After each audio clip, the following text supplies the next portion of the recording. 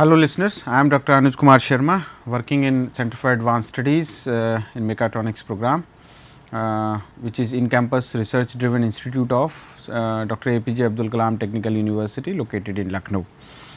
So, today we are going to discuss shear center, which is very important topic of the unsymmetrical bending, and it is the last lecture of this subject. So, if we will see unsymmetrical bending we have already discussed, and today we will discuss the shear center and we will take some numericals. So, these are the outlines of my today's presentation. We will discuss about the shear center, what is the significance of it, and then we will derive some expressions for the shear center of equal leg angle section. Different cross sections के लिए हम लोग बात करेंगे, for channel section, for unequal eye section कैसे कैसे लेते हैं. Then we will take some numerical problem to understand the concept of shear center. So, अगर हम यहाँ पे देखें तो first of all we should try to understand what is shear center. shear center होता क्या है? Is it the centroidal center of gravity point, or it is centroid, or it is different than these 2 points? तो जैसे हम लोग normal cross section के लिए अगर हम ज्योमेट्रिकल सेंटर की बात करते हैं तो जनरली जो ज्योमेट्रिकल सेंटर होता है वो सेंट्रॉयड होता है. It is the geometrical centre of that particular lamina. लेकिन shear सेंटर क्या है? तो shear सेंटर में जब हम लोग अभी अनसिमेट्रिकल बेंडिंग की अगर बात करते हैं तो अगर हमारे जो भी प्लेन्स हैं, जो लोडिंग प्लेन है, if it is not coinciding with the principal plane और the bending, it is not passing through the bending axis, then what we will get, we will not have the pure bending. वहाँ पे हम लोगों को bending के साथ twisting भी मिल सकती है और अनसिमेट्रिकल बेंडिंग के केसेस आ जाते हैं. तो ये जो टॉपिक्स हैं थोड़े एडवांस टॉपिक्स हैं, इसमें थोड़ा सा मैथमेटिक्स ज़्यादा इन्वॉल्व है और थोड़ा सा ये कॉम्प्लिकेटेड है. But shear center is very simple topic as far as the complexity of this lecture is concern. तो shear center क्या है कि अगर हम देखें तो it is the centre for any transfer section. अगर हम किसी बीम की बात करें जहाँ पे जो उसके क्रॉस सेक्शन की बात करें, so it is the point of intersection of the bending axis. Bending axis already हम डिस्कस कर चुके हैं, and the plane of the transverse section. तो अगर कोई भी सेक्शन है, क्रॉस सेक्शन है, उसका जो बेंडिंग एक्सिस होगी, जनरली जो सिमेट्रिक सेक्शंस होते हैं दोनों एक्सिस के अबाउट, उसमें जो उनकी न्यूट्रल एक्सिस है, जो सेंट्रोइडल एक्सिस है, that is the bending axis. तो अगर बेंडिंग एक्सिस से लोड पास कर रहा है या लोड प्लेन पास कर रहा है तब then it is okay, so symmetrical bending होगी. लेकिन if it is not passing through that then it would be a case of unsymmetrical loading, unsymmetrical bending. तो बेंडिंग एक्सिस और जो हमारा ट्रांसफर सेक्शन है, लेट्स से कि अगर हम इसकी बात करें कि ये एक बीम है, तो इसका जो ट्रांसफर सेक्शन है वो ये है. अगर थोड़ी दूरी पे जाके बात करेंगे तो ट्रांसफर सेक्शन ये होगा, और जो इसकी लेट्स से कि ये सिमेट्रिक सेक्शन है तो इसकी जो सेंट्रोइडल एक्सिस है वही इसकी जो है वो बेंडिंग एक्सिस है. तो बेंडिंग एक्सिस जहाँ पे इस ट्रांसफर सेक्शन को कट करेगी, that point would be the shear centre. अब ये shear सेंटर अंदर भी हो सकता है, बाहर भी हो सकता है, डिपेंडिंग अपॉन द ज्योमेट्री. कहाँ लाई करेगा दैट विल डिस्कस. तो अगर हम देखें तो बीम अगर 2 एक्सिस ऑफ सिमेट्री हैं किसी के पास, तो shear सेंटर जो है वो हमेशा सेंट्रॉइड के साथ कोइंसाइड करेगा. जैसे कि हम यहाँ पे देख रहे हैं तो ये वाला जो सेक्शन है वो इसके अबाउट भी सिमेट्रिक है और इस एक्सिस के अबाउट भी सिमेट्रिक है.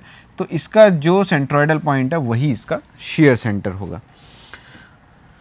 जिनकी एक एक्सिस ऑफ सिमेट्री है, जैसे अगर हम इसकी बात करें सी सेक्शन, अब ये इस वाली एक्सिस के अबाउट सिमेट्रिक है, तो इसका जो shear सेंटर होगा वो इसी लाइन पे कहीं ना कहीं होगा. कहाँ होगा? It may be here, it may be here, it may be here, it may be here, it may be here, but depending upon the geometrical dimensions वो कहीं पे भी लाई कर सकता है. If a load passes through the shear center, then there will be only bending in the cross section and no twisting.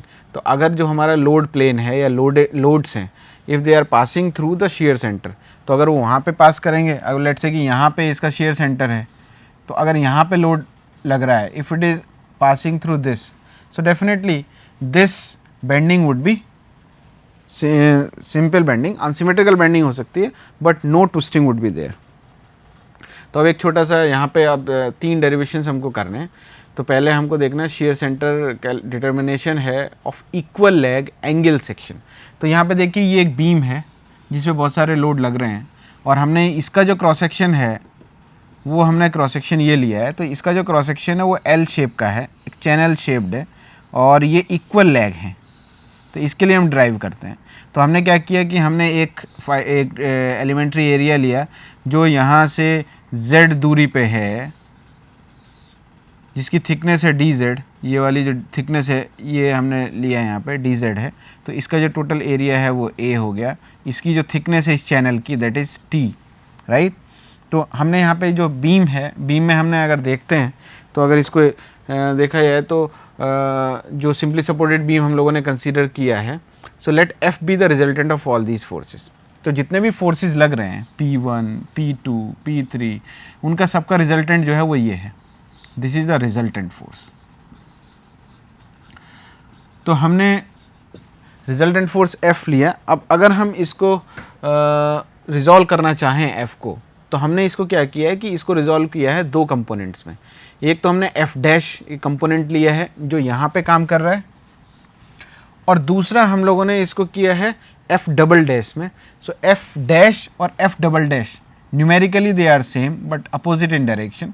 तो ये दोनों मिलके आपको कह रहा है कि ये वो पुशिंग इफेक्ट दे रहा है जो बेंडिंग इफेक्ट दे रहा है, और ये F डबल डैश जो है वो यहाँ पे मिलके एक बेंडिंग मूवमेंट जनरेट कर रहा है। सो F1 and F2 be the components of FR जो रिजल्टेंट फोर्स है।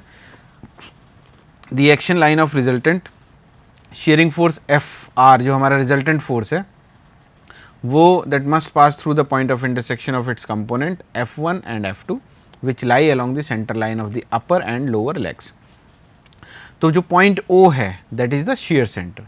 Let this is the shear centre. जो हम सेक्शन की बात करें तो that is the shear section, और जो हमारे F1 F2 फोर्स है वो ये रहे F1 and this is force F2, और इनका जो रिजल्टेंट फोर्स है वो कितना है दैट इज अगेन FR। तो F1 F2 का भी रिजल्टेंट फोर्स R है FR, और जो हमारा F डैश और F डबल डैश जो हम लोगों ने कंपोनेंट ब्रेक किए हैं F के, उनका भी रिजल्टेंट यही है। तो अब ये फॉर्मूला हमको पता है। शेयरिंग फोर्स अगर हम देखें तो F1 क्या हो जाएगा पूरे टोटल क्रॉस सेक्शन के लिए, that would be integration of shear force shear stress multiplied by area. So where is tau is the shear stress at any point. तो ये वाला जो फोर्स है F, सो यहाँ पे अगर हम देखें शेयर स्ट्रेस जो होता है हमारा, शेयर स्ट्रेस कितना आता है F A y bar upon I into thickness. So this is the formula जो हम लोगों ने पहले भी डिराइव कर चुके हैं प्रीवियस लेक्चर्स में। अगर प्रीवियस लेक्चर्स आप रेफ़र करें तो you will get the formula for shear stress is equal to F A y bar upon I T। और यहाँ पे T क्या है, it is the thickness of the area, and F क्या है, it is the vertical shear force. A क्या है, area of cross section between the point at which shear stress occurs and the outermost edge of the leg. Y बार क्या है, जो distance हम लोगों ने जो एरिया एज्यूम किया है उसका जो डिस्टेंस है उसके जो सेंट्रॉइड का जो डिस्टेंस है न्यूट्रल एक्सिस से, जो न्यूट्रल एक्सिस है यहाँ पे अगर हम देखें तो यहाँ से जो डिस्टेंस है इसका, this distance is y bar, and I is the movement of inertia of the entire cross section with respect to the neutral axis. तो पूरे जो चैनल है, जो L शेप जो चैनल है, इसका movement of inertia with respect to the neutral axis. तो यहाँ पे अगर देखें हम F1 क्या है, टाउ DA, टाउ की जगह हम लोगों ने ये वैल्यू रख दी F upon ITA y bar, ये हमने जब इस एक्सप्रेशन में रखा। Now we need to calculate F1, so that would be F upon IT constant है, बाहर निकाला 0 to be A y bar DA। अब इनको हम रिप्लेस करेंगे, एरिया कैसे निकलेगा उसका, जो हमारा स्मॉल वाला जो क्रॉस सेक्शन है that would be equal to T into B minus Z। ये टोटल B है यहाँ से यहाँ तक, और यहाँ से यहाँ तक Z है, तो ये जो दूरी है वो कितनी हो जाएगी B माइनस Z, और ये दूरी कितनी दी हुई है T, तो B minus Z into T, ये एरिया हो गया। इसको अगर हम डिफ्रेंशिएट करते हैं तो हम DA की वैल्यू कैलकुलेट कर सकते हैं। और y बार कितना होगा, y बार होगा Z यहाँ से यहाँ तक plus B minus Z by 2, तो वो हमारी ये दूरी आ जाएगी यहाँ से यहाँ तक। So it will give you the y bar, so that is coming 1/2 √2 into B plus Z। तो F1 में अगर हम वहाँ पे ऊपर वाले एक्सप्रेशन में ये सारी वैल्यूज़ रख देते हैं, ये एरिया रख दीजिए, ये वाली वैल्यूज़ रख दीजिए, then what will get, we will get F1 is equal to F/2√T IT 0 to B integration T into B minus Z into B plus Z into DA। इसको और सिंप्लीफाई करते हैं, again we put the limits with respect to A, we have integrated that Z, then we see here f/√2. So, f1 is coming as f/√2. So, f1 की जो value है that is f/√2. अगर हम previous expression से देखें तो f1 और f2 बराबर हैं and it means they are coming as f/√2, जो टोटल हमारे जो रिजल्टेंट फोर्स है। तो रिजल्टेंट शेयर फोर्स कितना हो जाएगा, that is f1 square plus F2 square under root. जब हम यहाँ से देखें ये F1 है, ये F2 है और रिजल्टेंट ये है, तो फ्रॉम पाइथागोरस थ्योरम क्या होगा, so it means FR is equal to resultant कितना आ रहा है, that is coming as F। तो रिजल्टेंट फोर्स आ गया। But for the equilibrium of the beam क्या कंडीशन है हमारी, जो हमने पहले देखा था, F शुड बी, जो F हमारे जो टोटल रिजल्टेंट है P1 P2 P3 सारे फोर्सेस का, वो किसके बराबर है, F dash, and that should be equal to FR।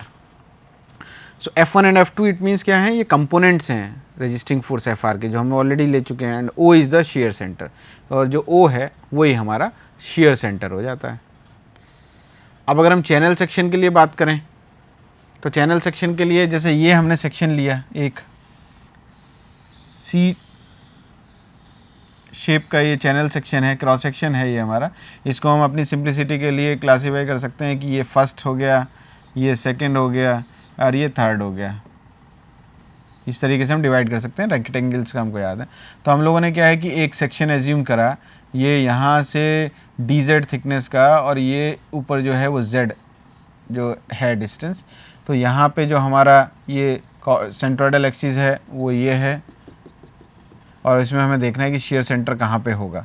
सो ये let us we supposed that shear centre जो है हमारा यहाँ पे है at a distance of E from the जो सेंट्रोइडल एक्सिस जो हमारी ये है, और जो हमने जो एक्सिस एज्यूम किए हैं उन एक्सिस से जो हमारी जो डिस्टेंस है इसकी शेयर सेंटर की, let's say this is E। So we want to calculate E हमको कैलकुलेट करना है। सो A जो हमने जो वहाँ पे एरिया लिया है उसकी जो एरिया होगा वो कितना होगा, T इंटू Z। ये वाला जो एरिया है how much it would B, T into ये T है तो T इंटू Z। तो अगर हम DA निकालें तो that would B TDZ। Y बार कितना हो जाएगा, h/2। ये कितना है, ये यहाँ से यहाँ तक ये टोटल h है, तो ये दूरी कितनी हो जाएगी, h/2। सो Y बार कितना हो गया हमारा उस फॉर्मूले में लगाने के लिए, h/2। I अगर हमें निकालना है, क्योंकि हमारा जो फॉर्मूला है shear stress is equal to FA/Y bar upon I into thickness, तो वहाँ पे लिए हमको I भी चाहिए। तो I जो हमारा ये वाला जो टोटल चैनल है उसके लिए निकालना चाहें तो दो हमारे ऊपर ये हैं, इनका मोमेंट ऑफ इनर्शिया, इनका मोमेंट ऑफ इनर्शिया और इसका मोमेंट ऑफ इनर्शिया, तीनों का मोमेंट ऑफ इनर्शिया ऐड कर दीजिए। तो ऊपर नीचे जो फ्लेंज हैं जो उनका 2 टाइम्स और प्लस WH3/12, यहाँ से अगर हम इसको निकालते हैं तो टोटल जो I की वैल्यू आती है that comes 1/2 B1 TH square into 1 + 1/6 WH/B1 into T। तो F1 जो हमको अगर देखें, F1 is equal to shear stress into DA। यहाँ पे टाउ की जगह हमने ये रख दिया FA/Y बार अपॉन IT। इसको अगर हम सॉल्व करते हैं तो ये, और जो F और A और जो हमारा A की वैल्यू यहाँ पे पुट कर दी हम लोगों ने, Y बार की वैल्यू पुट कर दी है, I की वैल्यू पुट कर दी है, and then we got that expression. तो I की वैल्यू अभी हमने बाहर निकाल लिया कांस्टेंट। तो यहाँ से जो F1 की वैल्यू आई है वो आई है FB1 upon 2H into 1 + 1/6 WH/B1T, और यही हमारा F2 के बराबर है। इसका मतलब F1 और F2 हमारे दोनों बराबर होते हैं, तो हमने F1 और F2 दोनों को बराबर रखा है। नाउ मूवमेंट्स कैलकुलेट करते हैं। तो मूवमेंट क्या होता है, रिजल्टेंट जो फोर्स है मल्टीप्लाइड बाई जो मूवमेंट होगा that should be equal to, अगर इस पॉइंट के अबाउट मूवमेंट लें तो कितना होगा, FR इंटू E, और वो किसके बराबर होना चाहिए, F1 इंटू h/2। जो ये F1 है जो यहाँ से जा रहा है, ये h/2 जो यहाँ से निकल रहा है, प्लस F2 इंटू h/2, ये वाला F2 इधर जा रहा है तो यहाँ पे ये भी h/2 है। तो इनका जो मूवमेंट है that should be equal to this movement, जो एफ आर इंटू ई है। तो उसको अगर हम इक्वेट करते हैं तो what we will get F B one upon 2 into 1 plus 1/6 W H upon B one T.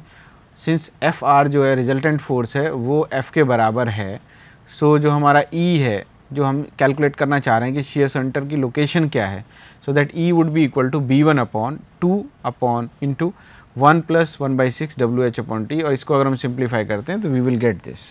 So this is the location of shear centre for channel section, जहाँ पे कि ए डब्ल्यू और ए एफ क्या है, area of web है और A F है area of flange.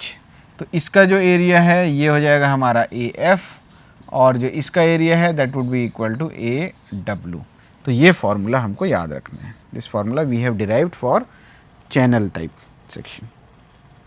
Now let us take unequal I section. Unequal I section means कि ये वाली जो हाइट है that is different than this height.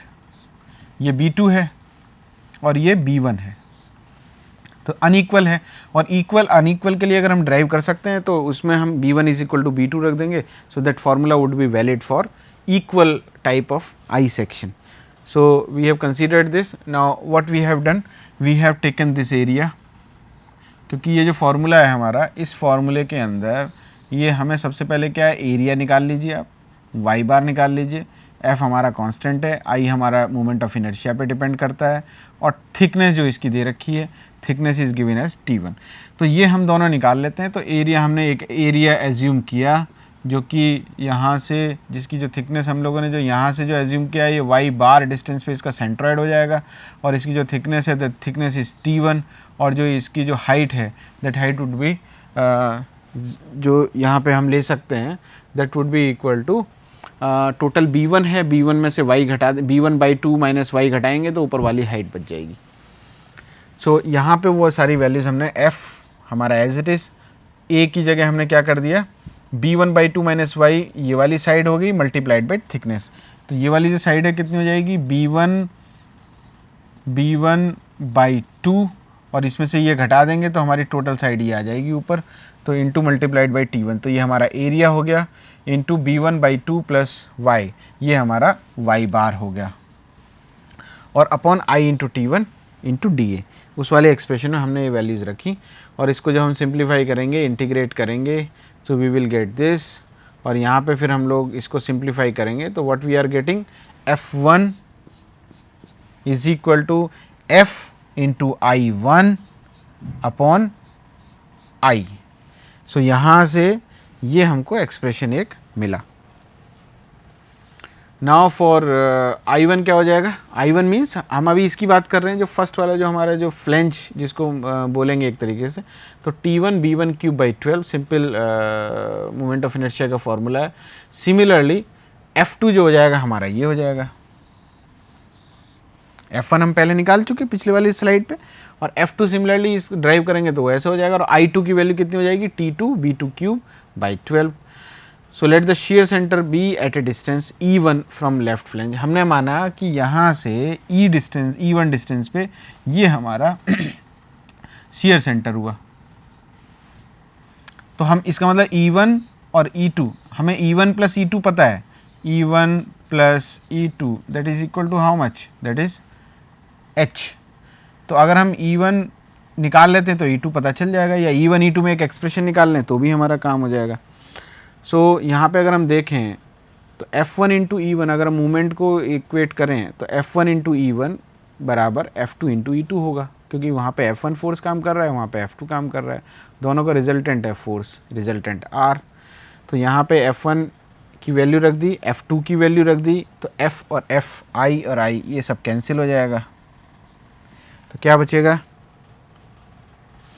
E1 upon E2 is equal to I2 upon I1 is equal to T2 upon T1 B2/V1 का whole cube. तो यहाँ से जब इसकी वैल्यू रख देंगे ना, I2 की वैल्यू रखेंगे T1 B1 क्यूब बाई 12, ये I1 की वैल्यू हो जाएगी, और T2 B2 क्यूब बाई 12 ये I1 की वैल्यू हो जाएगी। जब उसको रखेंगे तो we will get this expression. तो E1 बाई E2 में हमारे पास ये एक्सप्रेशन आ गया, और E1 plus E2 is equal to H। Then we will solve these two expressions to get the value of E1 and E2. So, which will give us the location of the shear center. तो like this we can calculate the position of the shear center. तो shear center इसलिए हम लोग calculate करते हैं कि जब shear center हमें पता लगेगा then we can easily know where the loading plane should be there, so that we can avoid the twisting in the bending, unsymmetrical bending. Now एक numerical है, let us take this numerical, very simple numerical, channel C type पे एक numerical है. So, he is asking that determine the shear center of the channel as shown in figure. तो एक channel है जो 10 by 15 by 10 और 1 centimetre thickness का एक ये चैनल दिया हुआ है, इसका shear सेंटर लोकेट करना है. तो जो अभी हम लोगों ने ड्राइव किया पिछले एक्सप्रेशन से हमें पता चला है कि जो shear सेंटर है वो जो हमारी लाइन ऑफ सिमेट्री है इसकी उसी पे कहीं ना कहीं लाई करेगा. तो आप जहाँ कहीं मानेंगे if unfortunately you have considered this तो E would come as negative, और अगर आपने इधर माना है तो it will come as positive. So by the experience you can locate, you can assume the position of the shear centre. तो यहाँ पे हमको ये सब दिया हुआ है. B1 की वैल्यू दे रखी है 9 सेंटीमीटर, H दे रखा है 14 centimetre, W width 1 centimetre, thickness भी 1 सेंटीमीटर दे रखी है, और फार्मूला हमारे पास सीधा है. ये वाला फार्मूला ऑलरेडी हम ड्राइव कर चुके हैं. So we have put the all the values here. So what we are getting, E is equal to 1/2 into 9 upon 1 plus 1/6 into 1 into 14/9 into 1, सारी चीज़ें दी हुई हैं. So easily upon simplification we can get कि जो E है that is coming as 3.57 centimetre from this axis.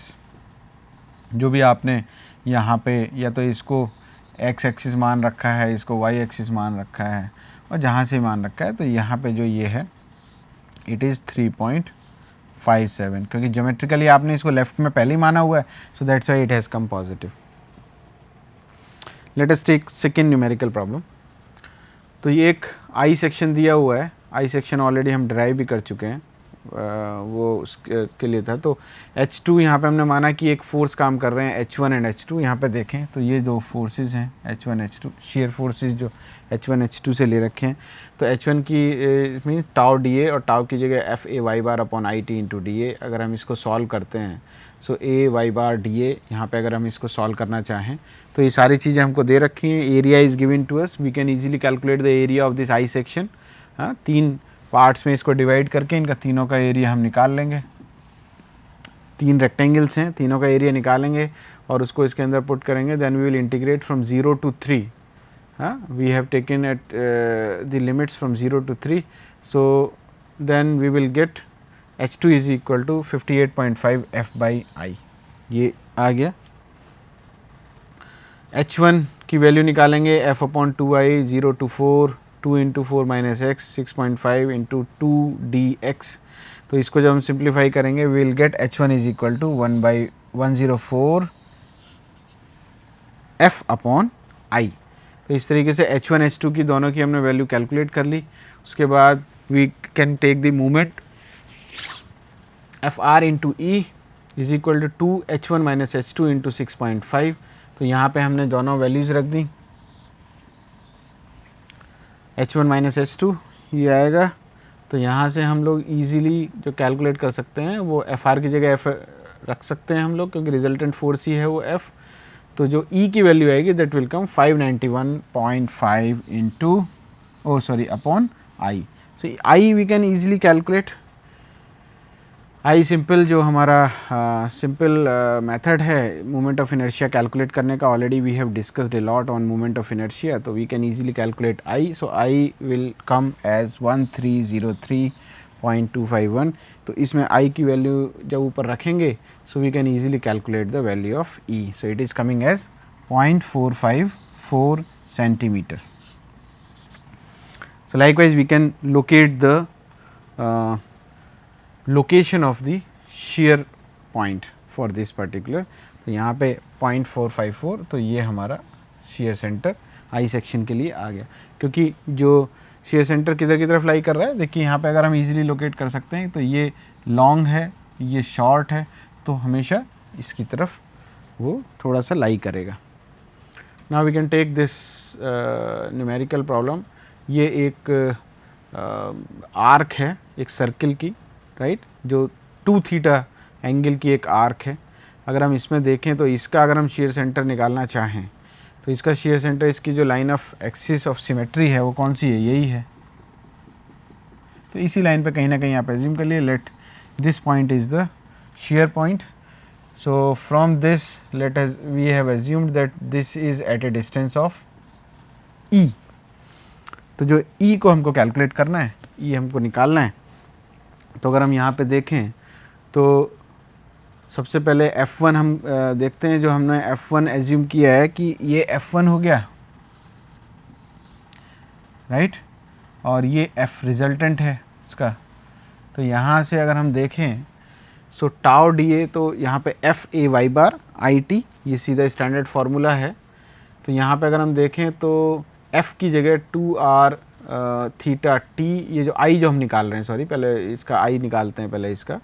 तो आई अगर हम निकालते हैं तो ये एक आर्क है, तो 2r theta T R square by 2 theta minus sine theta cos theta by theta, इसको अगर रखते हैं तो आई की वैल्यू आती है हमारी R cube T into theta minus sine theta cos theta. तो ये कैसे आया, हम लोगों ने क्या किया कि यहाँ से थीटा डिग्री पे डी थीटा थिकनेस की एक ये एरिया एज्यूम किया,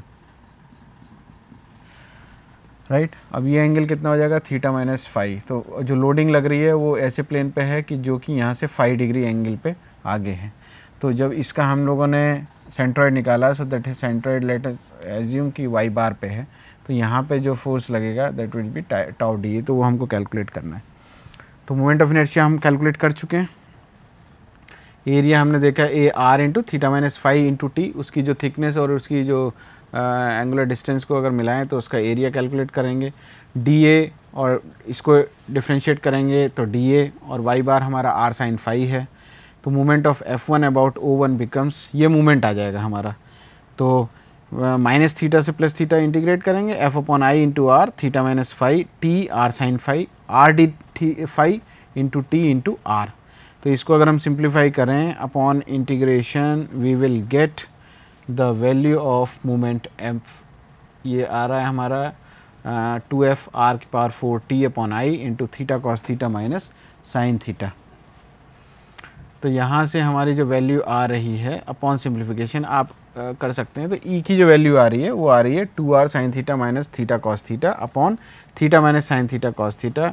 इसको 2 थीटा की जगह पाई, और ऑब्वियसली अगर हम रखते हैं सेमी सर्कल के लिए, so theta becomes pi by 2। तो वहाँ पे ई की वैल्यू कितनी आ जाती है, 4r अपॉन पाई।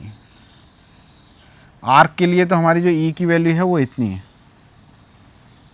अब इसमें आप स्पेशल कंडीशंस रख सकते हैं, और इसको अगर आप देखेंगे तो यहाँ से स्लिट और सिलेंड्रिकल ट्यूब पे अगर देखें तो 2 theta is equal to 2 pi, theta pi आया था, वो अगर रखेंगे इसमें तो इस पर्टिकुलर केस के लिए E is equal to 2r।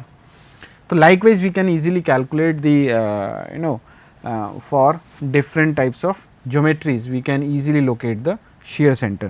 So with all this, the syllabus of the strength of material subject is over. So now you can start doing practice at your home, and all the best you guys, and I hope you have enjoyed the journey of strength of material. So thank you so much for listening this lecture carefully and with a very patience. So all the best, thank you so much.